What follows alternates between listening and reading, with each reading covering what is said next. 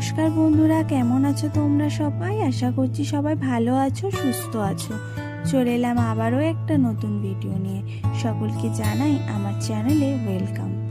বার্থডের প্রত্যেকটা video share করার পরে দেখলাম গ্যালারিতে এখনও একটা ভিডিও অবশিষ্ট রয়ে গেছে তোমাদের জন্য।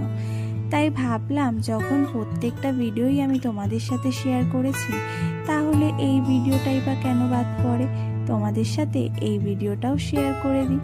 তাই আজকে চলে আসলাম সেই বিশেষ ভিডিওটা নিয়ে।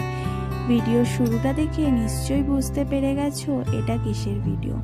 হ্যাঁ, একদম ঠিক ধরেছ, এটা ছিল বার্থডে গিফট আনবক্সিংয়ের একটি ছোট্ট ভিডিও। ভিডিওর প্রথমে শুরুতেই তোমাদের সাথে শেয়ার করেছি আমার সেই সুন্দর প্রিন্সেসের ড্রেসটা, যার গল্পটা আমি তোমাদের আগেই কিছুটা বলেছি, কিন্তু আজকে পুরোটা শেয়ার করব। এই সুন্দর প্রিন্সেস ড্রেসটা আমাকে বানিয়ে দিয়েছিল আমার দিদি। অনেক দিনের ইচ্ছা ছিল এরকম সুন্দর একটা প্রিন্সেস ক্রাউন পরে বার্থডে কেক কাটবো। যাই হোক, বয়স হয়ে যাওয়ার সাথে সাথে ভেবেছিলাম হয়তো আর কোনোদিনও এই ইচ্ছেটা পূরণ হবে না, কিন্তু আমার ইচ্ছে যখন, দিদি তো সেটা পূরণ করবেই। তাই নিজে আমি যখন কাজে যেতাম, প্রত্যেক দিন একটু একটু করে সেই ড্রেসটা বানিয়ে আমাকে উপহার দিয়েছে। এর থেকে সুন্দর গিফট হয়তো আর কিছু হতেই পারে না।